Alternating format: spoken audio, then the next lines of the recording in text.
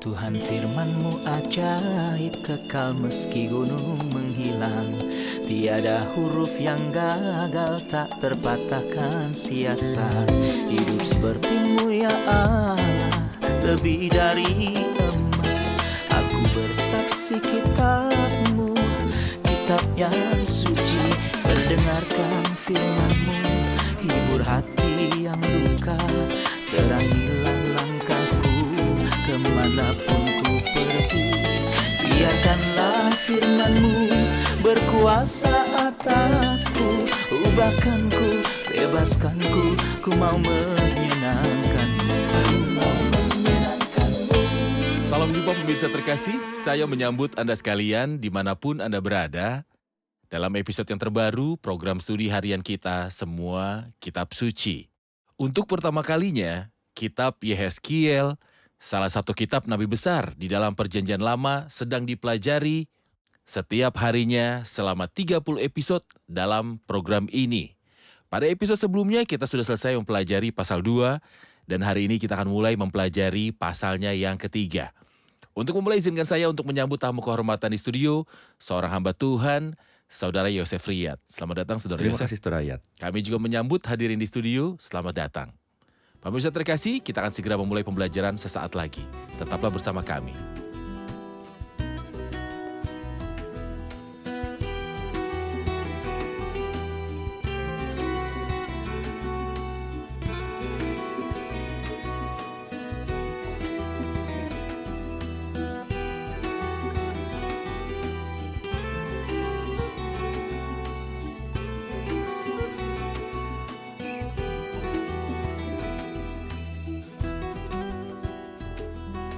Jumpa lagi, Saudara Yosef. Terima kasih, Saudara Riyad.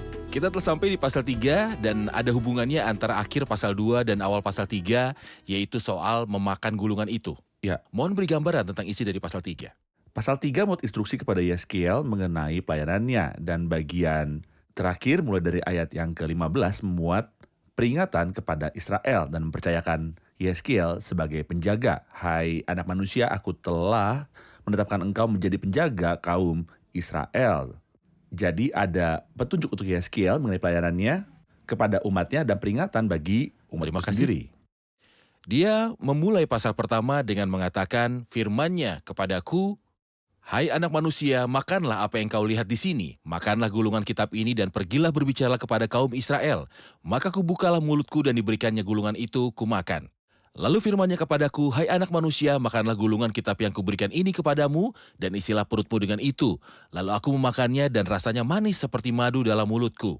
Firman-Nya kepadaku, hai anak manusia, mari, pergilah dan temuilah kaum Israel dan sampaikanlah perkataan-perkataanku kepada mereka.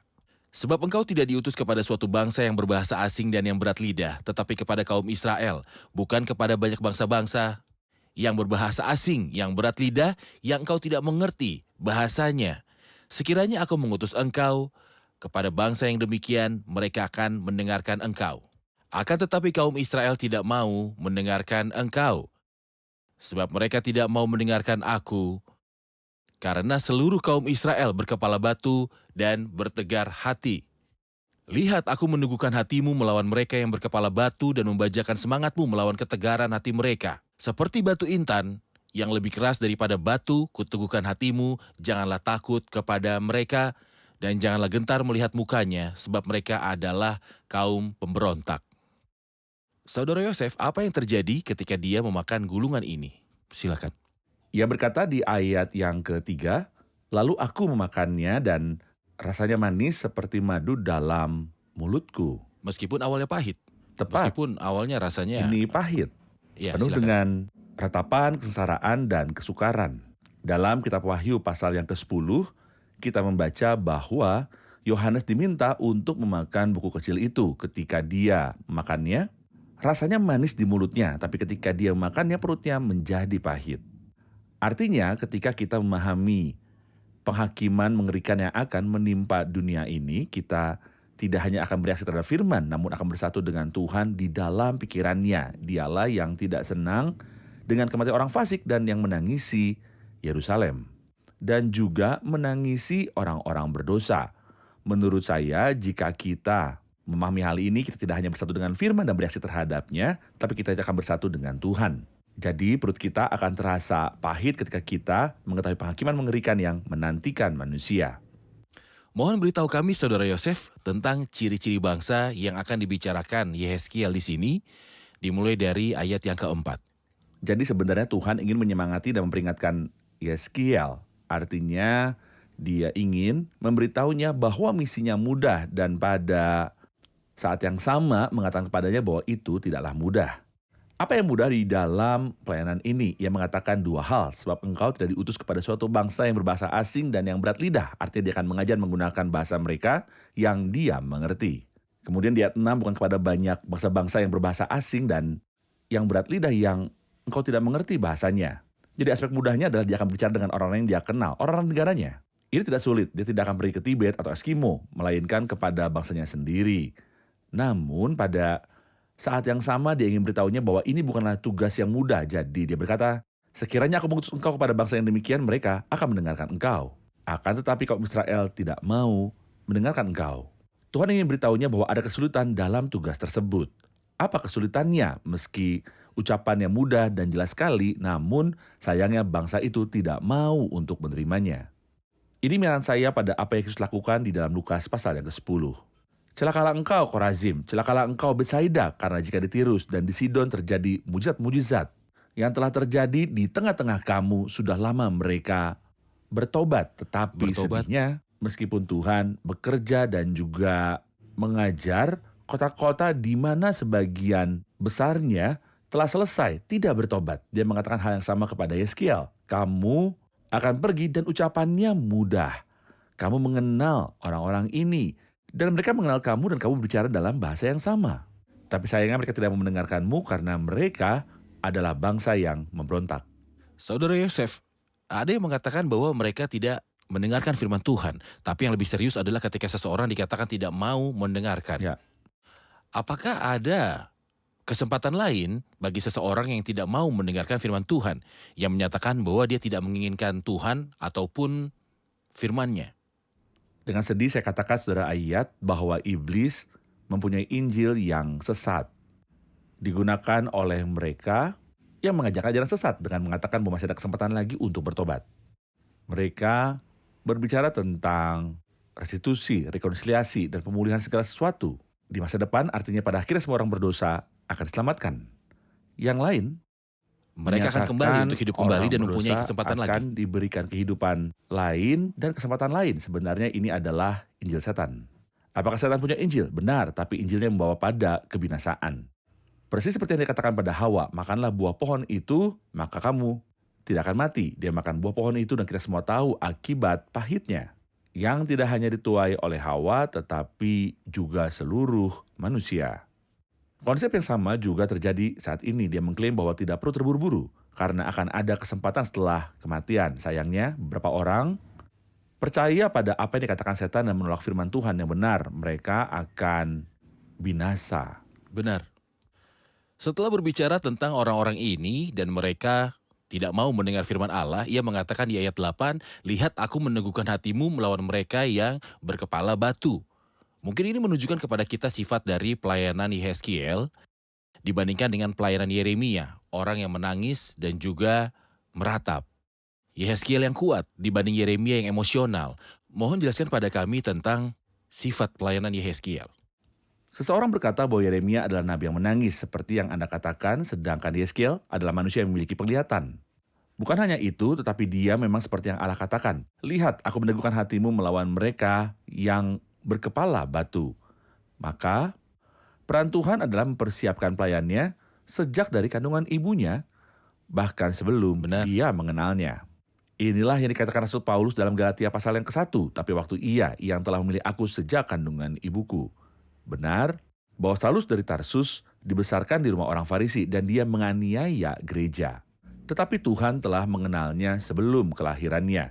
Tapi waktu ia yang telah memilih aku, sejak kandungan ibuku berkenan menyatakan anaknya di dalam aku. Benar. Hal yang sama Allah katakan kepada Yeremia, sebelum aku membentuk engkau dalam rahim ibumu, aku telah mengenal engkau. Jadi Tuhan membentuk pelayannya, dia telah membentuk saya dengan cara yang berbeda dari Anda. Dan Anda berbeda dari yang selanjutnya. Dan dengan demikian masing-masing pelayan punya informasi khusus untuk melaksanakan suatu pelayanan dalam tujuan dan pikiran Tuhan.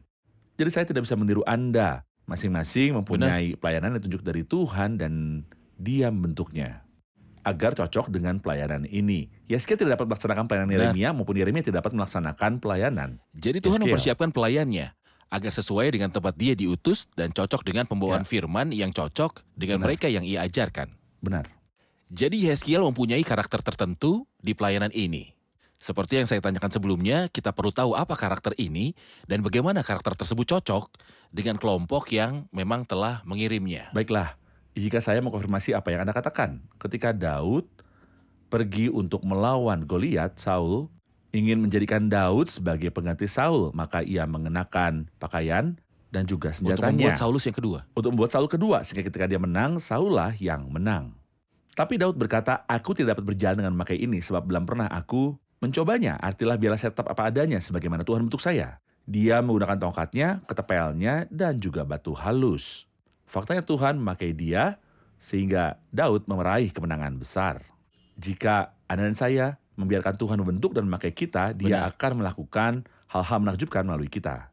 Sifat pelayanan Yeskiel adalah bahwa dia melayani orang-orang yang memberontak dan dia harus lebih kuat dari mereka. Maka dia akan berbicara baik mereka mendengar ataupun menolak.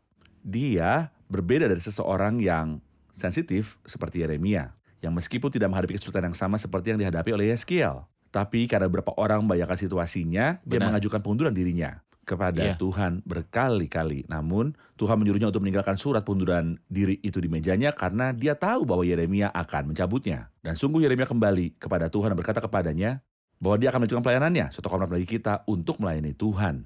Tapi yang mau saya sampaikan, Tuhan siapkan pelayannya, maka dia mempersiapkan Yeskiel dengan sifat-sifat menghadapi bangsa yang sulit, yang tidak mau mendengarkan, menanggapi, atau bertobat. Lebih dari itu, agar Tuhan melakukan hal yang salah terhadap rencananya. Benar. Dia sangat kaya dan tahu bagaimana mempersiapkan bejana apapun dengan cara yang sesuai dengan tujuan dan sifat dari pesannya.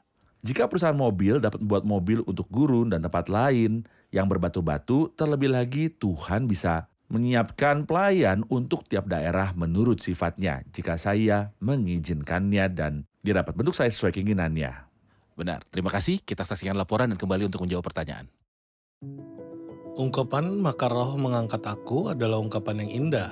Topik penting yang dipelajari Nabi dan memang dipelajari setiap hamba Tuhan adalah tidak ada kekuatan bagi manusia di dalam dirinya. Di dalam diri manusia tidak dapat berbuat apa-apa. Persoalannya bukanlah kekuatan manusia, antusiasmenya atau aktivitasnya, namun rohnya lah yang mengangkat seseorang. Jadi dia berada di bawah kendali ilahi. Hal ini mengingatkan kita pada manusia sempurna, ya Tuhan Yesus Kristus, yang selalu berada di bawah pimpinan Roh Kudus. Anda membaca tentang dia, segera sesudah itu roh memimpin dia ke padang gurun. Kita juga membaca, maka Yesus dibawa oleh roh ke padang gurun untuk dicobai oleh iblis. Selain itu, Rasul Petrus menjelaskan seluruh pelayanan Kristus dengan mengatakan, yaitu tentang Yesus dari Nazaret, bagaimana Allah mengurapi dia dengan Roh Kudus dan kuat kuasanya, dia yang berjalan berkeliling-liling sambil berbuat baik dan menyembuhkan semua orang yang dikuasai oleh iblis, sebab Allah menyertai dia. Kita memerlukan komentar tentang ayat 10 yang mengatakan selanjutnya firman-Nya kepadaku, hai anak manusia, perhatikanlah segala perkataanku yang akan kufirmankan kepadamu dan berikanlah telingamu kepadanya. Kita memerlukan komentar mengenai ayat ini. Bagaimana dia seharusnya menyikapi firman Tuhan dengan hati dan telinganya? Silakan. Kita dapat melihat bahwa konsep memakan firman Tuhan diulang berkali-kali dalam firman Tuhan. Misalnya di dalam Matius pasal 4 ayat yang keempat yang dikutip dari Ulangan. Manusia hidup bukan dari roti saja, tetapi dari setiap firman yang keluar dari mulut Allah. Dan Ayub pasal 23 berkata, perintah dari bibirnya tidak kulanggar, dalam sanubariku kusimpan ucapan mulutnya. Yeremia 15, apabila aku bertemu dengan perkataan-perkataanmu, maka aku menikmatinya. Firmanmu itu menjadi kegirangan bagiku dan menjadi kesukaan hatiku. Perintah tidak hanya harus membaca Alkitab sesekali, tapi yang paling penting adalah menikmati kata-katanya.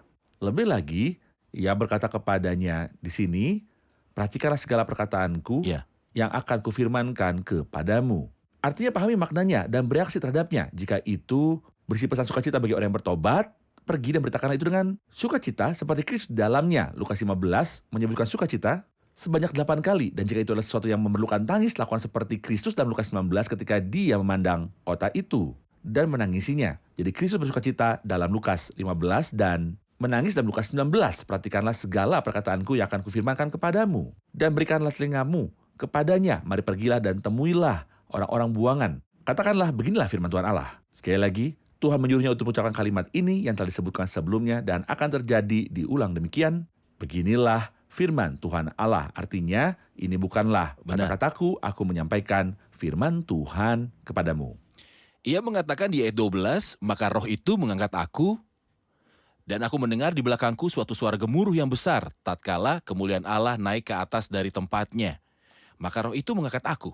Saya ingin membandingkan cara roh menangani, khususnya Yehezkiel, bagaimana Roh Kudus menangani para nabi dan orang kudus dari perjanjian lama secara umum dan perjanjian baru. Karena saat ini kita mendengar ada yang berkata, roh mengangkatku, membuatku kesurupan.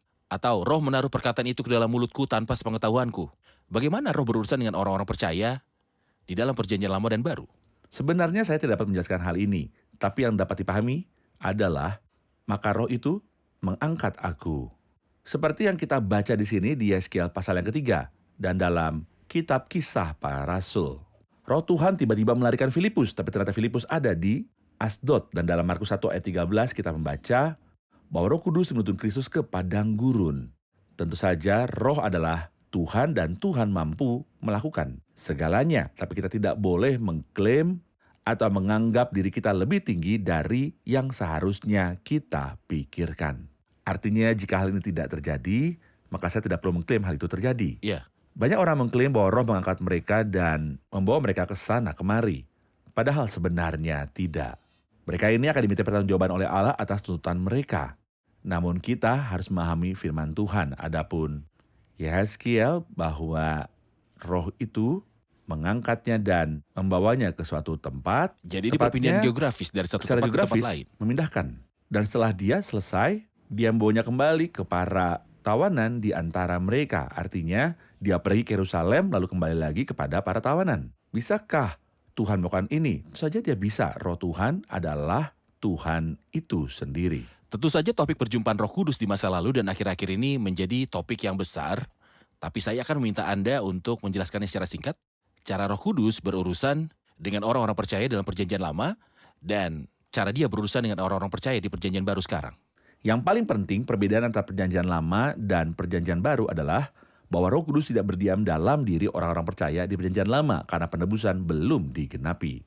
Roh Kudus tidak dapat tinggal di dalam hati seseorang kecuali dia disucikan dengan darah Kristus dan dosanya akan diampuni. Benar. Jadi bukankah itu tempat tinggal permanen? Bukanlah tempat tinggal permanen. Dalam perjanjian lama dia menggunakan beberapa orang.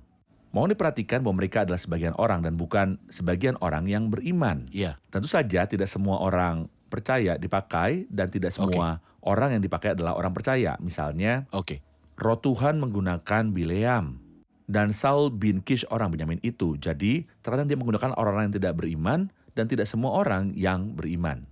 Dia menggunakan Daud dan Gideon, namun belum tentu semua yang dia gunakan adalah orang-orang yang beriman. Dalam perjanjian baru Roh Kudus berdiam di dalam setiap orang percaya sejati. Ini disebut materai Roh Kudus, dimatikan Roh Kudus yang dijanjikannya itu. Baik, terima kasih. Dia melanjutkan pengajarannya tentang mendengar suara yang mengatakan, dan aku mendengar di belakangku suatu suara gemuruh yang besar, tatkala kemuliaan Allah naik ke atas dari tempatnya. Kita harus memperjelas ungkapan ini, tatkala kemuliaan Allah naik ke atas dari tempatnya. Saya pikir kemuliaan Tuhan akan meninggalkan Yerusalem, namun ketika dia meninggalkan bait suci atau meninggalkan Yerusalem, hal ini tidak berarti bahwa Tuhan tidak lagi mempunyai tempat. Tidak, Tuhan dimuliakan selalu dan selamanya dimanapun dia berada. Jadi kitalah yang akan mengalami kerugian ketika Tuhan meninggalkan kita. Ketika wanita saleh istri Pinehas melahirkan dan dia tahu bahwa tabut itu telah diambil, dia memanggil putranya Ikabod dan ini adalah kata terakhir yang diucapkan sebelum kematiannya. Jadi kitalah yang merugi ketika kemuliaan Tuhan diambil dari kita, namun Tuhan akan tetap dimuliakan di tempatnya, di surganya. Tentu saja dia dimuliakan dan akan tetap dimuliakan selamanya. Mengenai ayat-ayat mulai dari 15 sampai akhir pasal, Anda memberikannya judul peringatan bagi Israel. Ya, Mereka memulai dengan kata-kata ini, demikianlah aku datang kepada orang-orang buangan yang tinggal di tepi sungai Kebar di Tel Abib, dan di sana aku duduk. Secara geografis, apa maksud Tel Abib? Di mana itu sekarang? Dan mohon jelaskan beberapa peringatan kepada Israel. Silakan. jelas bahwa Tel Abib di sini bukanlah ibu kota yang Yang saat ini merupakan dia sebutkan di sini terletak di tepi sungai Kebar. Iya, Sungai benar sekali. Ini adalah sebuah kota di Babilonia, sekarang Irak, yang disebut Tel Abib di tepi sungai Kebar. Dan Alkitab memberitahu kita bahwa ketika dia pergi ke sana, dia tetap diam selama 7 hari. Hal ini menunjukkan kepada kita bahwa imam tidak boleh terburu-buru berbicara, melainkan menunggu Tuhan. Karena Tuhan berkata kepadanya, bicaralah ketika aku berbicara kepadamu, dan ketika aku tidak berbicara kepadamu, diamlah. Jadi dia tetap diam selama 7 hari tanpa terburu-buru, menunggu untuk menerima pesan dari Tuhan, dan ketika pesan itu datang, dia berbicara seperti yang akan kita lihat di sisa pasal ini. Oke, saya akan membaca beberapa ayat. Dia mengatakan dalam ayat 17 sampai 19, Hai anak manusia, aku telah menetapkan engkau sebagai penjaga kaum Israel. Bila mana engkau mendengarkan sesuatu firman daripadaku, peringatkanlah mereka atas namaku. Kalau aku berfirman kepada orang jahat, engkau pasti dihukum mati, dan engkau tidak memperingatkan dia atau tidak berkata apapun untuk memperingatkan orang jahat itu, dan hidupnya yang jahat supaya ia tetap hidup, orang jahat itu akan mati dalam kesalahannya. Tetapi aku menuntut pertanggungan jawab atas nyawanya daripadamu.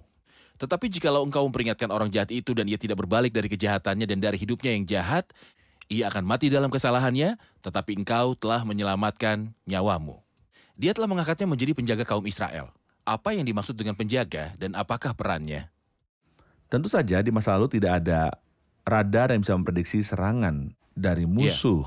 Setiap kota dulunya dibentengi oleh tembok. Dan pada setiap tembok ada menara tempat para penjaga untuk berdiri. Para penjaga itu dibedakan oleh penglihatan mereka yang tajam, pendengaran yang baik, dan suara yang nyaring. Seorang pengawas terkadang disebut penjaga. Seorang penjaga.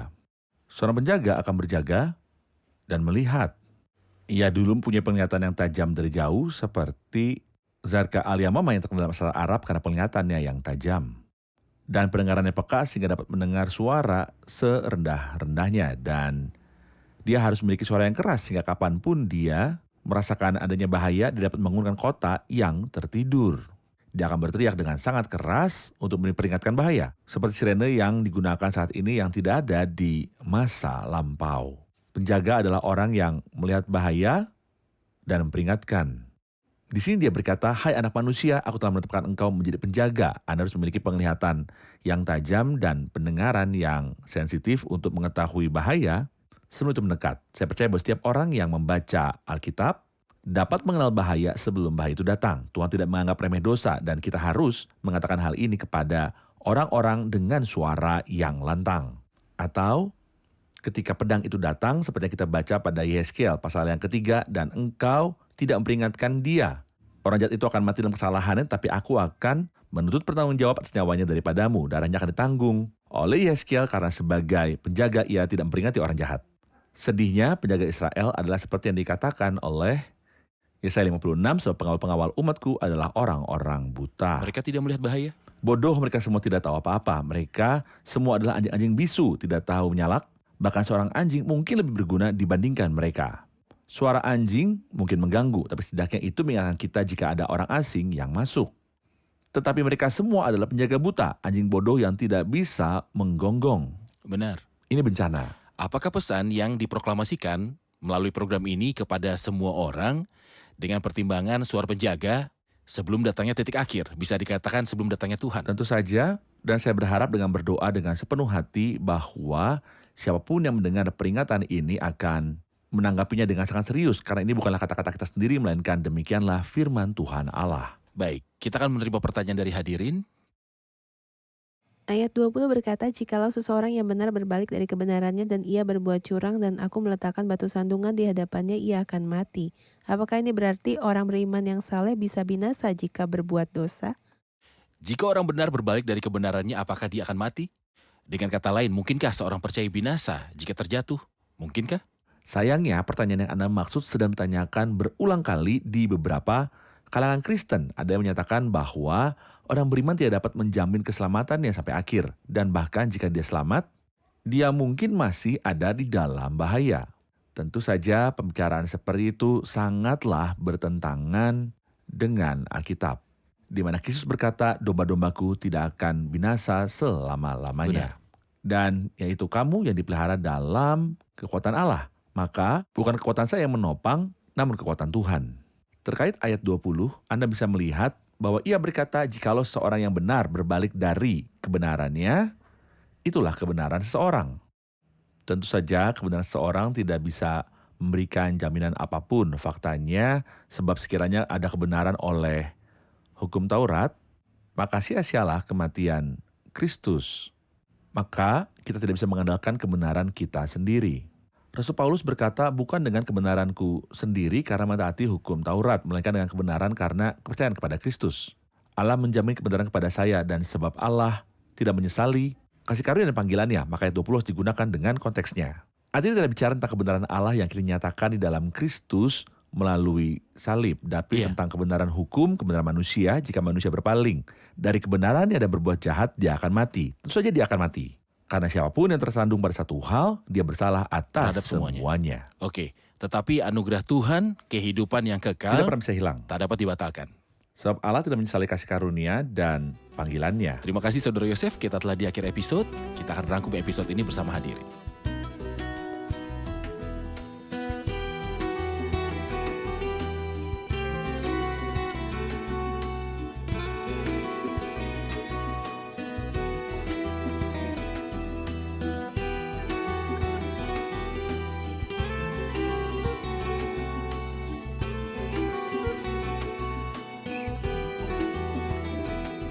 Halo semuanya. Alkitab memberitahu kita dalam ayat 8 dan 9 bahwa orang-orang yang kepadanya Yehezkiel diutus adalah orang-orang yang sangat kejam dan juga sangat keras. Bagaimanakah Tuhan mempersiapkan Yehezkiel agar cocok untuk tugas ini? Kita belajar bahwa Tuhan membentuk karakter orang percaya bahkan sebelum ia dilahirkan dan bahkan sebelum ia mengenal Tuhan agar ia cocok dengan pelayanan yang akan ia laksanakan. Benar, orang percaya yang melayani. Ya, Tuhan menguatkan wajah Yehezkiel karena ia akan menghadapi bangsa yang suka memberontak, tidak seperti Yeremia yang merupakan nabi yang meratap karena misinya berbeda. Oke, Saudara Yosef? Benar. Saya mempunyai pertanyaan mengenai ayat 12 dan seterusnya tentang peran roh dalam Yehezkiel. Roh itu mengangkatnya. Apakah peran Roh Kudus dalam menggunakan orang-orang yang percaya dalam Perjanjian Lama? Dalam Perjanjian Lama, roh bisa saja menggunakan orang percaya atau orang tidak percaya. Ada contoh orang beriman yang digunakan roh seperti Daud dan Gideon. Dan contoh orang kafir lainnya yang dia pakai seperti Bileam Bileam misalnya dan Saul. adalah orang jahat. Namun dalam Perjanjian baru situasinya berbeda. Roh tidak berdiam atau memateraikan kecuali orang percaya, dan karena itu roh menggerakkan mereka. Roh bisa Dalam Perjanjian Lama, ya, roh bisa biasanya datang dan pergi. Ya, Namun dalam Perjanjian Baru dia tinggal itu secara adalah permanen. tempat tinggal yang sangat permanen. Terima kasih, Tuhan memberkati. Terima kasih Saudara Yosef, Tuhan Tuhan memberkati. Pemirsa terkasih, sampai jumpa di episode selanjutnya. Kiranya Tuhan besertamu.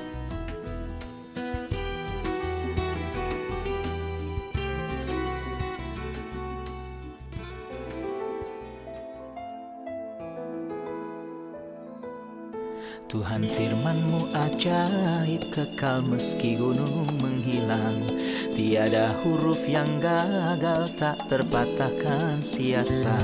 Hidup seperti-Mu ya Allah, lebih dari emas.